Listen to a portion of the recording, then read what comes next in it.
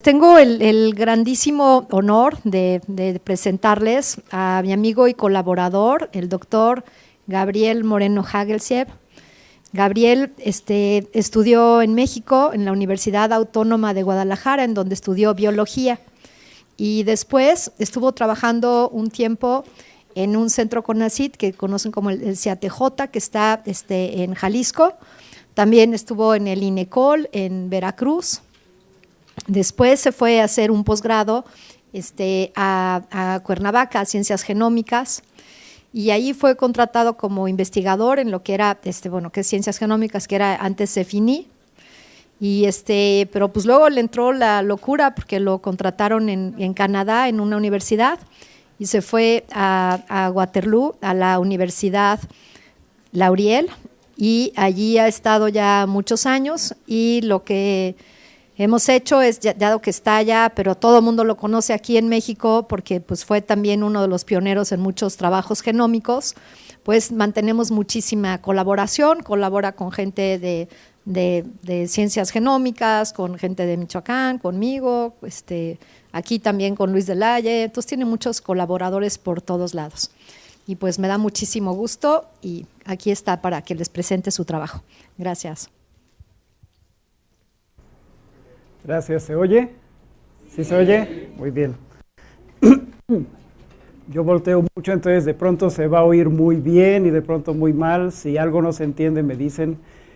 A mí me gusta mucho la cosa interactiva, entonces si tienen preguntas o sienten que se van a perder, si no entienden bien antes de pasar a lo siguiente, pues alcen la mano y les trato de contestar, de aclarar o lo que se necesite. Ok, esta plática este es el título, es un título que sugirió la doctora Olmedo y me gustó porque pues en realidad lo que yo hago es poner a trabajar al procesador. Eso quiere decir que lo que yo hago es bioinformática, aunque más que nada sería genómica comparativa o genómica computacional. Y eso es lo que me trae montones de colaboraciones aquí, en Michoacán, en Yucatán también. ¿Y en dónde más? Creo que en México eso es todo, ¿no? Y tengo otros colaboradores en otras partes del mundo. Y bioinformática.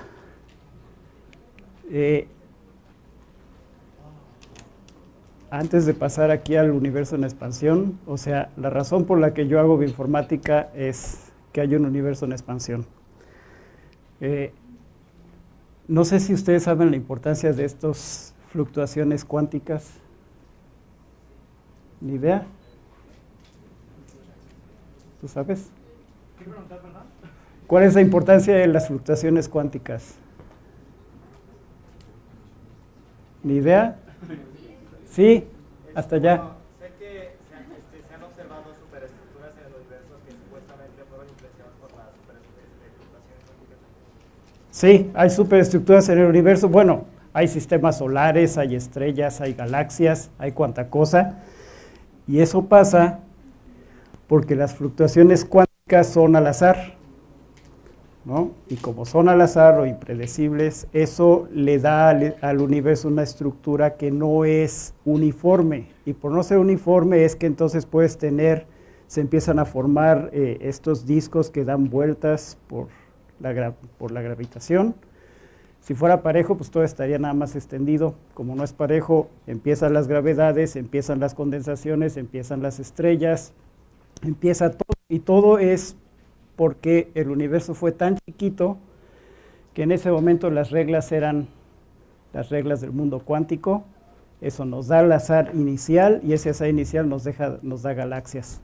Pero yo no les quiero hablar del universo el día de hoy.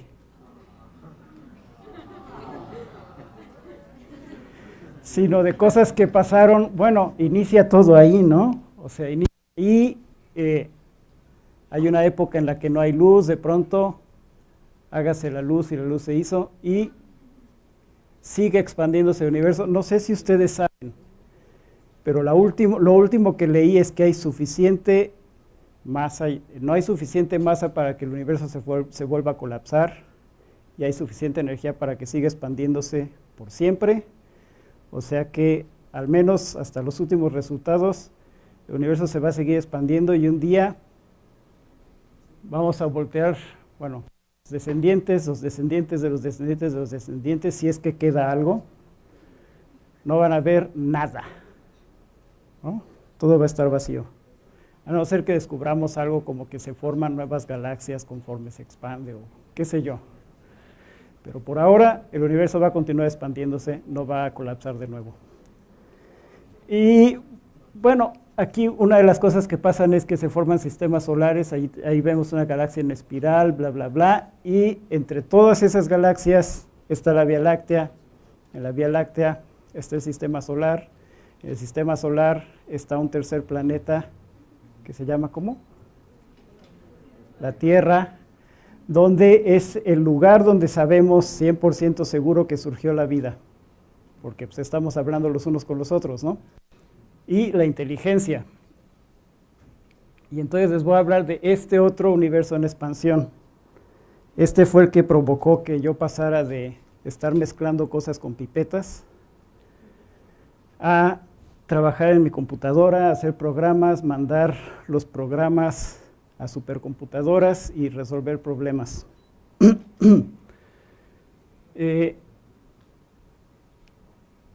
¿Sí ven esto? Esto que dice aquí genomas completos, es como empezó esta revolución, este universo en expansión de secuencias de DNA, que empezó por ahí de 96-ish con un genoma bacteriano. ¿Tienen idea de cuál fue? ¿Ni idea? No fue Bacillus, no. El de levadura se publicó en esa época, ¿cierto? ¿Y el de bacterias? ¿Cuál fue?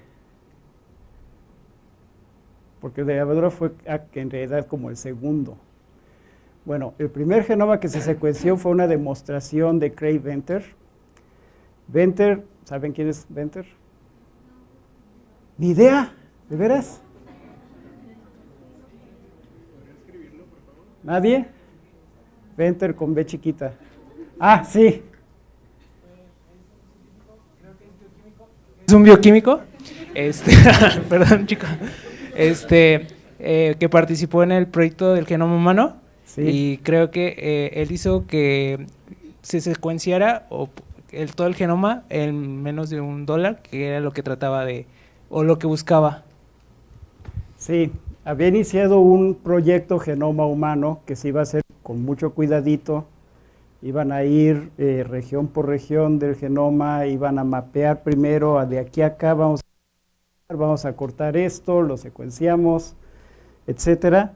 Y Venter dijo, no, ¿por qué no mejor lo hacemos pedazos, secuenciamos los pedazos y luego armamos eso en la computadora? Eso se llama shotgun sequencing, que es lo que se usa ahora en la mayoría de los casos. Y los académicos le dijeron, estás loco. O sea, las computadoras no tienen el poder para armar un genoma como el genoma humano. Y la respuesta de Venter fue, para cuando terminemos, las computadoras ya van a tener el poder del genoma humano. ¿Sí se sigue oyendo? Ok. Y pues de todas maneras no le hicieron caso y entonces alguien le dio dinero para hacer una compañía, hicieron la compañía y la compañía empezó a tratar de hacer shotgun sequencing para el genoma humano y eso hizo que el proyecto público también se acelerara, que las compañías empezaran a querer hacer nuevos métodos de secuenciación y para que se den un quemón, mi asesor de tesis del doctorado, uno de sus trabajos de tesis fue secuenciar un pedacito de un gen. Y eso fue una tesis, ¿no? Ahora no te titulas con un pedacito de un gen, porque ahora es ridículo. En ese momento era novedosísimo. Ahora tenemos millones de genomas. Y al principio los genomas se secuenciaban completo, y precisamente por la revolución que provocó Venter, que hizo que todo tuviera pánico y dijera, no, pues no vamos a dejarnos ganar por la compañía, y empezaron a desarrollar tecnologías, a hacer más shotgun sequencing, etcétera. Se empezaron a publicar lo primerito, genomas bacterianos, y el primero fue Haemophilus influenza, y ese lo secuenciaron solo como demostración, lo secuenció Venter como demostración de que shotgun sequencing sí sirve para armar un genoma completo. Y lo publicaron en Science, no era más que una demostración publicada en Science. Sí. ¿Puede repetir el nombre? Venter, B chica, E. No, del genoma. Ah, del genoma, Haemophilus influenza. Con H, H influenza. Y les diría más de ese genoma porque está divertidísimo, pero no tengo imágenes y se me van a perder de por sí. Ok, ahora los genomas ya no se secuencian completos. Por aquí hubo algo que se llamó el Next Generation Sequencing, ¿no? Es un universo en expansión. Alguien encontró una manera baratísima, 2, 3 maneras baratísimas de secuenciar brutalmente genomas. La desventaja es que son pedaceras, son puros cachitos, y por ser puros cachitos no siempre pueden armar los genomas completos, pero eso aceleró la publicación de un montón de genomas incompletos, que aquí están en Scaffold y en Contigs, ¿no? Si ven, cerca de 70,000 genomas en pedaceras del tipo Contig y como 60,000 de Scaffolds. Scaffolds son un tantito más grandes que los Contigs. Todo por el Next Generation Sequencing, porque dijeron, pues es que podemos hacer esto por un precio muy barato, pero si queremos tenerlos como estos, va a costarnos 10, 20 veces más caro. Entonces, por eso muchos no se arman. Y el efecto, por cierto, ahora ya hay un Third Generation Sequencing. Entonces, al que provocó esta pedacera se le llama Second Generation ahora, porque el Third Generation permite secuenciar pedazotes gigantescos de genomas. ¿Sabían ustedes eso?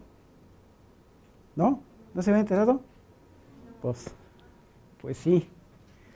Y entonces yo creo que más y más, y un día va a rebasar esa cosa, y esto va a ser basura y ni lo vamos a pelar. Y esto se ve para arriba.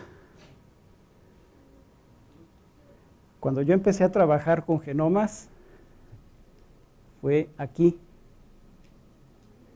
Y ni se ve en la gráfica. O sea, no se ve cuántos había. Cuando yo comencé había 12 genomas de bacterias. Si publicaban otro, yo inmediatamente lo ponía en mi base de datos y empezaba a trabajar con él también. Hay 2 proyectos, o hubo 2 proyectos, que es el Genome Encyclopedia of Bacteria and Archaea y el Standard Human Microbiome. Su meta es todavía, aunque ya tienen menos dinero, publicar genomas de bichos poco representados en la base de datos. Mientras que su meta era secuenciar los genomas de los bichos más abundantes en el intestino humano. Y los dos hablan en los artículos como de que están secuenciando genomas completos, pero como el 95% de lo que secuenciaron está aquí en las pedaceras. O sea que los costos son los costos. Y con eso, déjenme ver qué sigue. Entonces a eso se debe que habemos tantos bioinformáticos. O sea, hay gente que se dedica a la computadora porque hay muchísimas secuencias, pero eso no es todo. O sea, todos queremos interpretar esas secuencias. Entonces, si a ustedes les interesan, les gusta trabajar con computadoras y les interesa la biología, hay mucho que hacer porque encima de las secuencias hay experimentos para tratar de predecir o anotar las funciones de un montón de proteínas de las que no tenemos ni idea de qué hacen. Entonces esta imagen, la idea es enseñarles que pues se vuelve muy muy complejo el análisis de cosas de biología, porque tenemos genomas completos, tenemos miles de genes en los genomas completos, de los miles de genes no tenemos ni idea qué hacen, y entonces los tratamos de conectar a lo que ya sabemos, y lo que ya sabemos es así, chiquitito, lo que sabemos por experimentación directa. Ahora hay experimentos que tratan de cubrir todo al mismo tiempo. Vamos a analizar todos los transcritos de todo el genoma al mismo tiempo, el genoma de tal bicho, y eso significa un montón de computación. Vamos a analizar todas las proteínas expresadas en un bicho. Eso genera un montón de datos, más trabajo para ustedes. Entonces, si a ustedes les gustan las computadoras y quieren hacer bioinformática, seguro van a conseguir trabajo. Ese es el comercial. Y decidí hoy hablarles de algo mucho más, de lo más sencillo, que además fue con lo que comencé, porque mi idea es que se vayan pensando, eso yo lo podría hacer, ¿no? Espero que así sea. Entonces voy a comenzar por hablarles de algo que se hizo experimentalmente y esto ganó un premio Nobel. ¿Han escuchado hablar ustedes de esto, del operón lactosa? ¿Tú sí? Operón lactosa. Ni idea. Ok. El operón lactosa es este montón de genes, son 1, 2 y 3, que se llaman LAC-Z, LAC-Y y LAC-A, que se encuentran en E. coli. Casualmente es característica muy específica de E. coli. Si ustedes quieren identificar E. coli en algo, lo ponen en un medio y el medio tiene una cosa que se parece a la lactosa, lo rompe y eso produce un color y entonces ya saben que tiene E. coli, porque E. coli es de los muy poquitos bichos que pueden digerir lactosa. ¿Ok?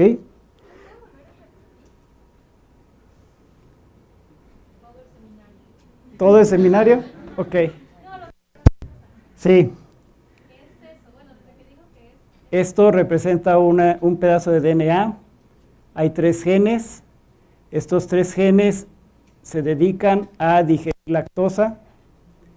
Es característica específica de E. coli. E. coli es el único bicho, hasta donde sabemos, que puede digerir lactosa, y entonces es un diagnóstico de E. coli. En el laboratorio, cuando te dicen tienes una infección con E. coli, es porque lo checaron con lactosa, ¿no? Que digiere lactosa.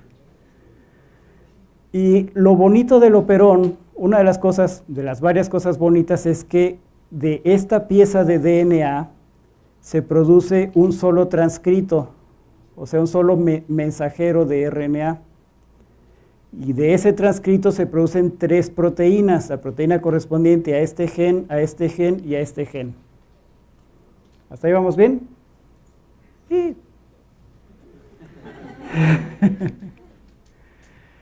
Y bueno, estos 2 señores, Jacob y Monod, les puse el nombre porque nunca me acuerdo cuál es cuál. O sea que no era tanto para ustedes.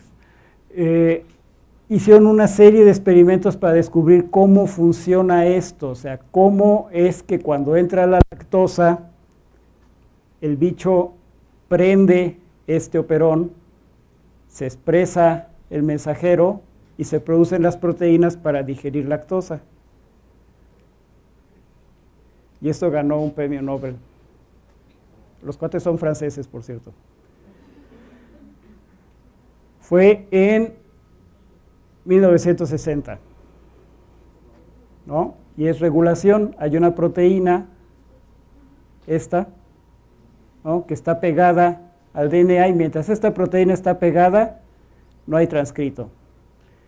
Cuando hay lactosa, un derivado de la lactosa llega y se pega a la proteína se quita de ahí, y entonces ya se puede transcribir el mensajero y ya tienes proteínas para digerir lactosa.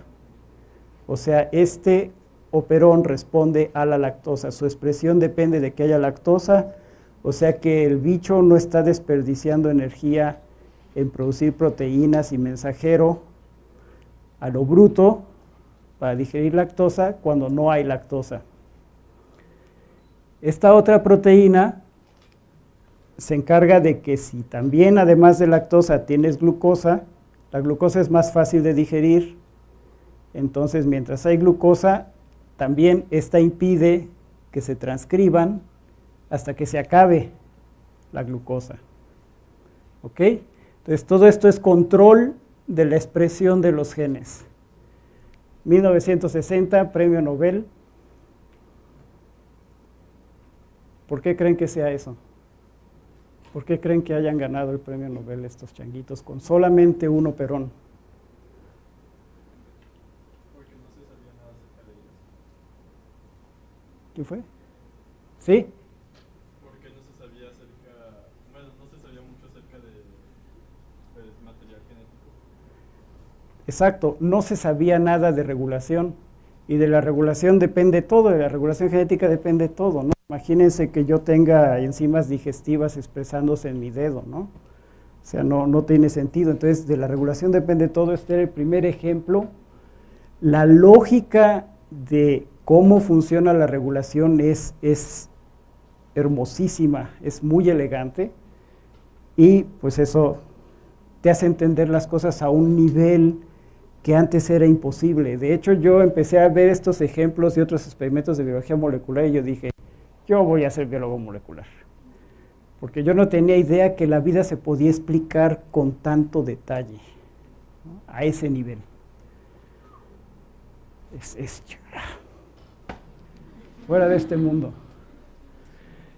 Y bueno, a las piezas de DNA donde se pegan las proteínas reguladoras se les llama elementos regulatorios en cis. A las proteínas se les llama elementos regulatorios en trans. Hay una cosa que es un promotor. El promotor, algunos lo consideran como un elemento regulatorio, otros no, otros como un elemento indispensable para que algún día haya expresión genética. Y eso es todo lo que les voy a decir. Entonces entendieron, ¿no? El operón, 3 genes, se expresan al mismo tiempo porque los 3 se necesitan, o al menos 2 de ellos se necesitan para digerir lactosa, o sea, están relacionados funcionalmente. Eso hace sentido. Pero les acabo de decir que hay un universo de secuencias de DNA en expansión. Y solo tengo ahí un operón. Y entonces la pregunta es, ¿podemos predecir operones? Porque pues no nos vamos a poner a hacer todos los experimentos que hicieron Jacob y Monod en todos los bichitos que se están secuenciando, porque además no se puede, o sea, no en todos los bichos se pueden hacer construcciones genéticas para hacer estos estudios. Y nos hicimos esa pregunta cuando yo empecé a trabajar en el entonces CEFINI y ahora es Ciencias Genómicas de la UNAM. Sí.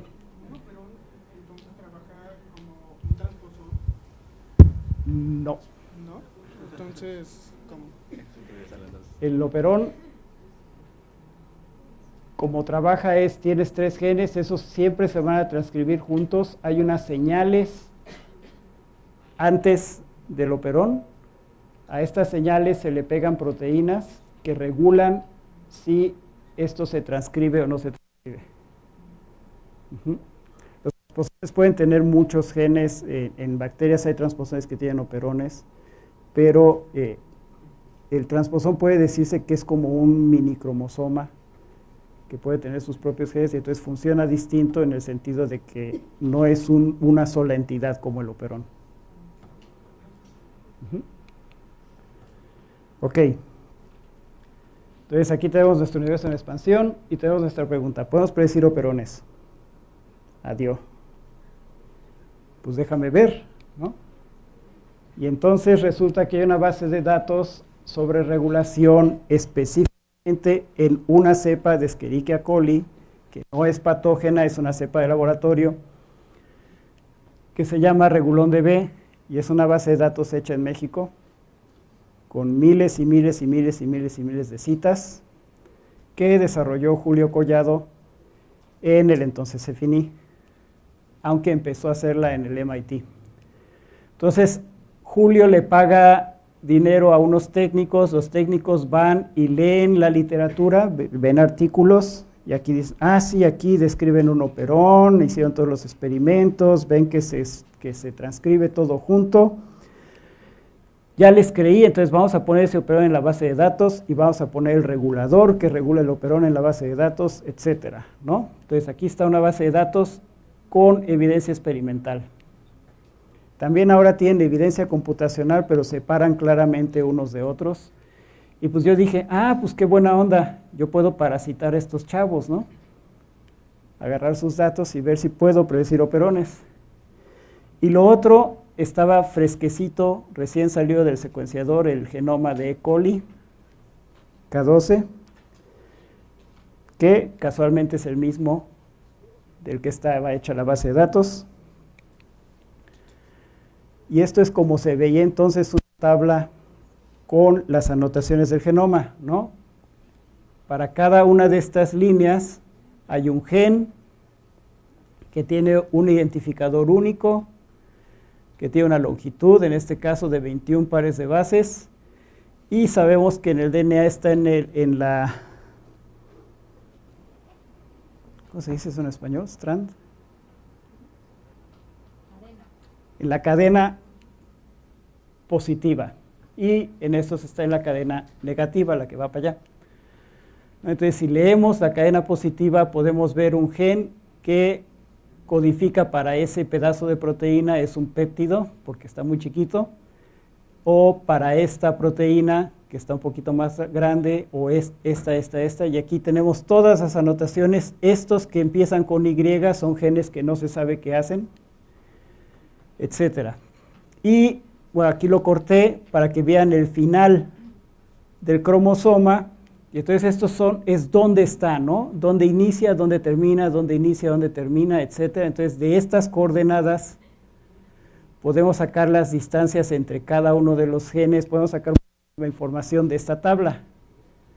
Entonces, ustedes se pueden poner con una calculadora y sacar la distancia entre este gen y este y este, o entre todos contra todos si ustedes quieren, o pueden hacer un programa. ¿Hasta ahí está claro? Ok. Entonces, queremos predecir operones. ¿Cómo le hacemos? Ok. Los operones, todos los genes deben estar en la misma cadena. Entonces, busco los genes que estén uno junto al otro y que estén en la misma cadena. Es el paso número 1. ¿No? Luego, como mi genoma es redondo, es circular, estos dos en realidad son parte de esta cadena de genes que todos ven para el mismo lugar, ¿no? Ahí está. Entonces vamos a hacer una representación muy abstracta de eso que les acabo de mostrar. Aquí están los dos que estaban al final de la anotación, pero que están junto a este porque el genoma es circular. Entonces tenemos lo que le llamamos en ese momento un directón, que es un montón de genes que todos ven en la misma dirección. Y en cuanto veo genes viendo en dirección diferente, ahí lo corto. Cortado estás. Y tenemos regulón de B. Entonces hay que aplicarle el conocimiento y sabemos que en regulón de B estos 4 genes son parte de un operón. Y dividimos nuestros datos entre los pares que están en operón, o sea, estos dos están en un operón, estos dos están en un operón, estos dos están en un operón. Y gracias a que tenemos el genoma, sabemos junto a qué están, y eso me da mi control negativo, que son los pares que están en distintas unidades de transcripción y que yo les llamé las fronteras entre unidades de transcripción. ¿Hasta ahí vamos bien? Sí. ¿Por qué el genoma es circular?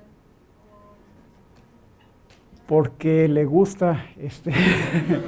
En bacterias el genoma es circular generalmente, hay unas cuantas excepciones, y nunca he visto un artículo que explique por qué. Solamente he visto artículos que explican cómo lo descubrieron, por ejemplo. Esos son trabajos muy bonitos, pero ¿por qué? Supongo que no se sabe. O sea que ahí tienes un proyectito.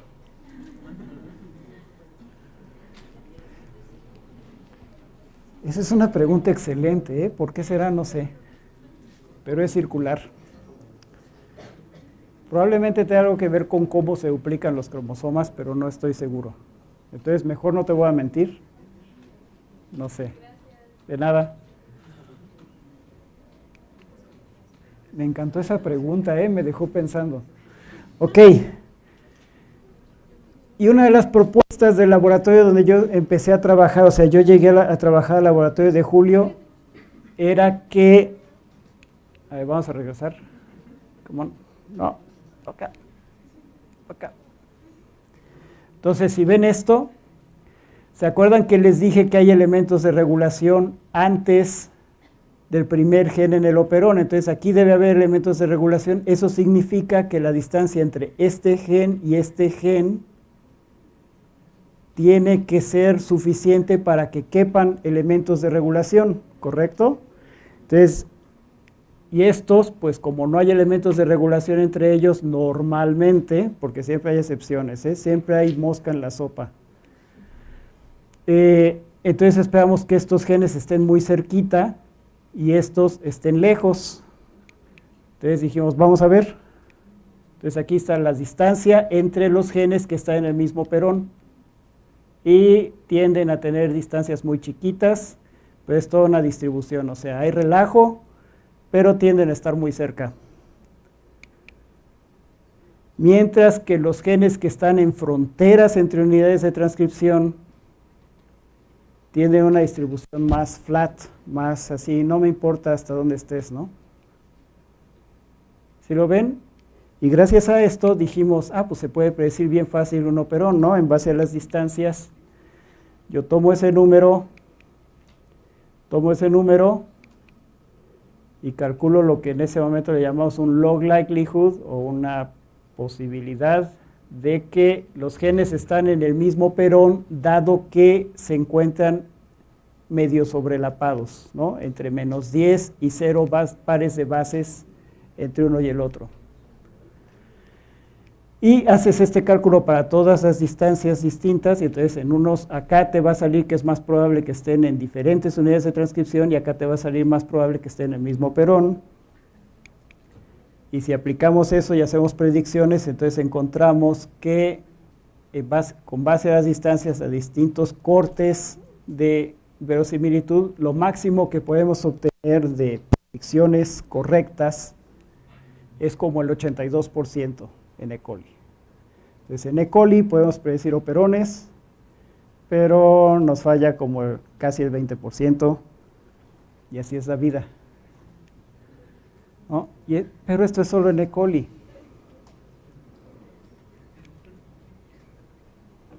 Y bueno, Jack Monod, uno de los dos que se ganaron el premio Nobel por el operón, dice que lo que es verdad para E. coli debe ser verdad para el elefante. Pero no nos vamos a ir por un mero pronunciamiento, o sea, hay que checar si esto es cierto. Y entonces dijimos, ¿no? El regulón es una base de datos de E. coli y los datos experimentales de operones son escasos. Sin embargo, encontramos una base de datos chiquita hecha por una japonesita que conocí. En un ratito la japonesita se echó una base de datos que cubría como el 30% del genoma de Bacillus. Y entonces chequé las predicciones en Bacillus y hasta funcionan tantitito mejor, 84% en vez de 82% de resultados súper chidos. Y esto se los enseñó ayer Jorge, que no lo veo, pero es porque estoy ciego. ¿Se acuerdan de esto? Ese arbolito de todos los bichitos. Bueno, aquí está Bacillus y acá está E. coli. O sea que están lejísimos, ¿no? Están más lejos que cualquiera de nosotros respecto a otros eucariotes. O sea, miren, aquí están los eucariotes, vean las distancias. Vean la distancia entre los firmicutes y las gamma proteobacterias donde está E. coli. O sea, es inmensa la distancia. Decir operones en Bacillus, muy bien, entrenando el método en E. coli. Ahí eso ya se me hace impresionante. Pero pues somos medio escépticos, ¿no? O sea, ¿qué pasa en todo lo demás? O sea, aquí tenemos solo base de datos de esta, base de datos de aquella. ¿Qué pasa con todo esto y todo esto y todo eso? En eucariotes no tenemos operones, en arquía sí hay operones. Había uno que otro reporte, porque yo lo busqué, ¿no? Arquía, operones, y encontraba 1 o 2 artículos, etcétera. Y entonces volvemos a esta gráfica que les enseñé hace un rato. Y entonces dije, ok, ¿qué pasa con todos los genes que están uno junto al otro? Y esos genes que están uno junto al otro me dan este piquito. ¿Sí lo ven? Entonces, si ustedes ven ese piquito, es obvio que es una mezcla. ¿Se oye? Sí. Es obvio que es una mezcla de las otras dos gráficas, ¿no? De esta y esta.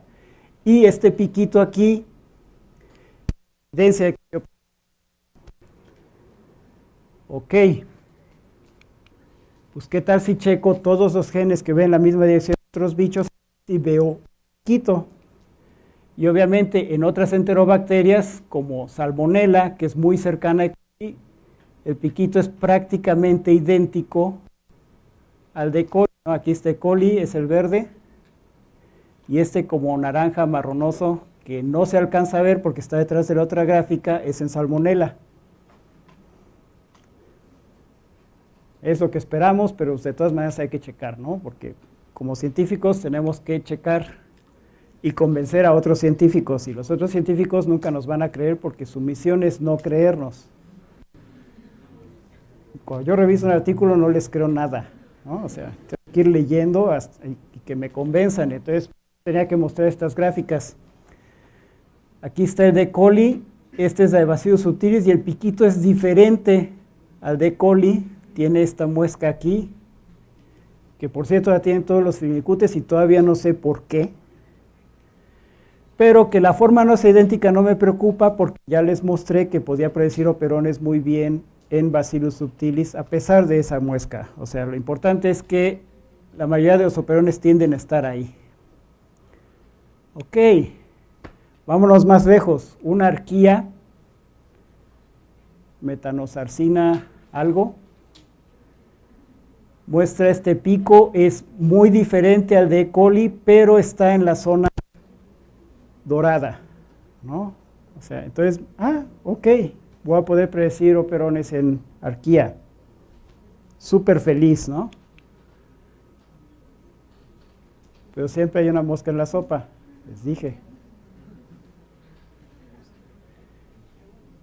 Y aquí está esta mugrosa cianobacteria, Cinecocystis, ¿no? Y no tiene el pico. No muestra pico. Me echó a perder el esquema. Le di de topes contra la mesa. Porque además busqué, ¿no? Seguro no tiene operones. Y checo. Y encuentro artículos donde describen operones en Cinecocystis. Además, en este bicho. O sea, ni siquiera otro que no habían secuenciado. O sea, este. Y pensando, a lo mejor son las anotaciones, los genes están mal anotados. Hice un experimento en la computadora de reanotar los genes a lo más largo que pudiera yo, y aún así estaban distantes y nunca había pico. No importa mi necedad, aquí voy a fallar. Y de nuevo les digo, ¿no? Aquí está E. coli, aquí están los firmicutes, y aquí están las cianobacterias, aquí, ¿no? Y hasta acá están las arquías, o sea, aquí funciona, aquí funciona, aquí funciona, en prácticamente todo donde vi había pico, pero en cianobacterias no. Pero yo leí que hay operones. ¿Habrá alguna otra manera de checar este relajo? Y esta es una obra de Joan Miró, y la puse ahí porque me encanta. ¿Verdad que está bien chida? Sí. Y hubo una exposición en Barcelona de los 100 años de Joan Miró.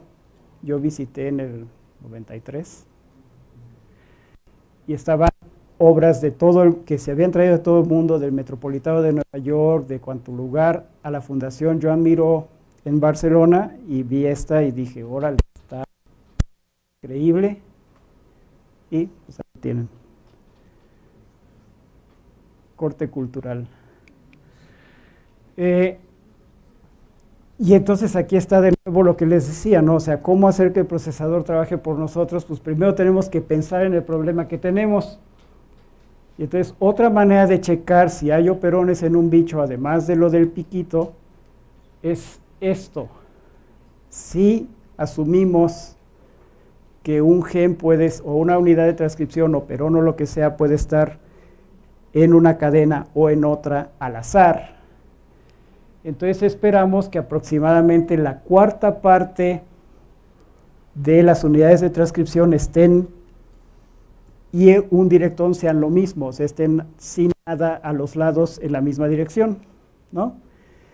Entonces una cosa que puedo hacer es encontrar todos los genes que estén así, y eso me va a representar la cuarta parte de los genes que no están asociados a otros genes en operones, o sea, los que están solitos, los que se transcriben solitos, que yo les llamo singletons o singletons, ¿no? ¿Sí lo ven? O sea, probabilidad de estar en la cadena negativa, 0.5, probabilidad de estar en la positiva, 0.5, en la otra 0.5, eso me da 0.125, el caso contrario, 0.125, eso suma 0.25, es la cuarta parte. Entonces, si yo multiplico eso por 4, me debe dar todos los genes que se transcriben solos. ¿Y cómo sé cuántos hay en operones? Pues resto los que se transcriben, del total, resto los que se transcriben solos, y lo divido entre el total y ya me sale la proporción de los genes que deben estar asociados a otros genes en operones. Y ya ahí para Synechocistis me da que casi la mitad de los genes están en operones, a pesar de que no tiene el piquito. Entonces, no los puedo predecir, al menos no por las distancias entre los genes, pero sí sé que los tiene. Este numerito lo hicimos para todos los bichos en el momento en que en el 2006, ¿no? Tamaño del genoma contra la proporción de genes en operones, y hay una tendencia como de que los genomas chiquitos tienen más operones que los genomas grandotes. No es perfecta, y de nuevo no esperamos que muchas cosas en biología sean perfectas, o sea que si ustedes van a hacer biología y esperan que todo sea perfecto, mejor dedíquense a matemáticas o a física.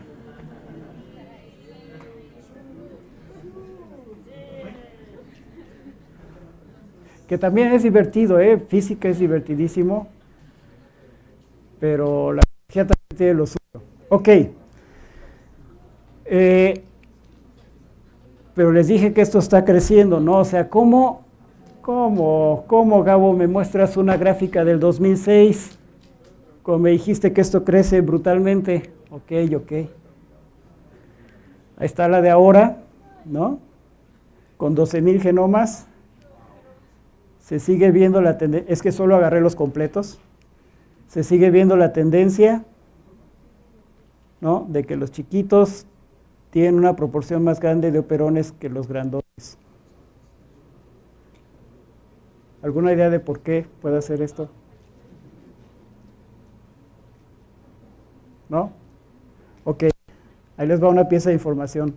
Normalmente los genomas chiquitos tienden a ser de parásitos internos o de simbiontes obligados. Y entonces la idea que proponemos y que proponen muchos, pero que todavía no hemos podido demostrar, es que al bicho que está como parásito interno no le importa lo que se transcriba, todo se transcribe al mismo tiempo, todo lo necesita, son bien poquitos genes, el resto de las cosas le llegan, ¿no? Es un bicho que vive muy a gusto, entonces regular su expresión genética no le importa mucho. Mientras que la mayoría de estos son de vida libre, o a veces son de vida libre y a veces son parásitos, entonces necesitan adaptarse rápidamente a distintas circunstancias, entonces necesitan un genoma más atomizado porque eso les permite mayor poder regulatorio, digamos, ¿no?